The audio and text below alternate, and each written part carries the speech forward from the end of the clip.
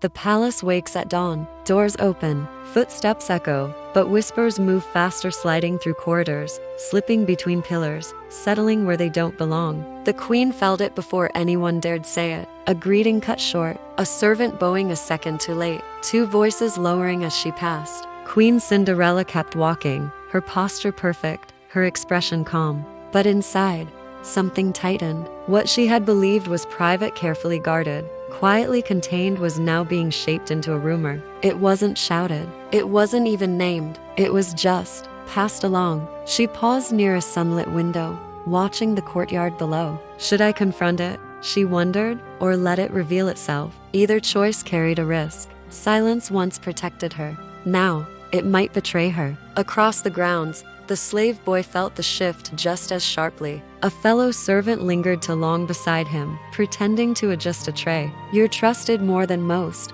the voice said lightly, a little too lightly. The boy didn't stiffen. He didn't rush to deny anything. He just smiled a small, ordinary smile and replied, "Trust is given to those who work quietly." The eyes watching him narrowed, measuring. He walked away steady, his heart racing, but his steps controlled. Someone knew more than they should, and fear wouldn't save him, only caution would. Nearby, the prince observed it all from the shade of a column. A fragment of truth had reached him that morning, nothing complete, nothing provable, just a pattern that didn't fit. A glance held too long. A loyalty shone too clearly. It didn't make sense, not yet. So he did nothing. He joked with a guard. He complimented a servant. He laughed at the right moments. And he watched. Truth, he knew, often reveals itself when it thinks no one is looking. From the upper hall, the king's voice carried calm and measured.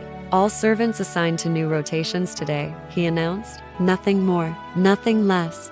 It sounded ordinary, administrative, but everyone felt it. The movement forced people into new paths, new pairings, under new eyes. Hidden truths were being nudged closer to the light. Palace warriors took their places, more visible now, more deliberate. Their armor glinted. Hands rested near the hilts of their swords. No threats were spoken. None were needed. The message was clear. Consequences were near. Whispers stopped mid-sentence. Glances lingered, then vanished. The palace held its breath. Then in a quiet corridor, just out of sight, a servant dropped something while cleaning. A small object slid across the polished stone floor. It wasn't gold. It wasn't a weapon. It was a token, familiar, personal. The queen froze when she saw it. The slave boy stopped breathing when he heard it fall. And from the shadows, someone else saw it too. Like, subscribe, and share. Because once a secret escapes, it chooses its own path.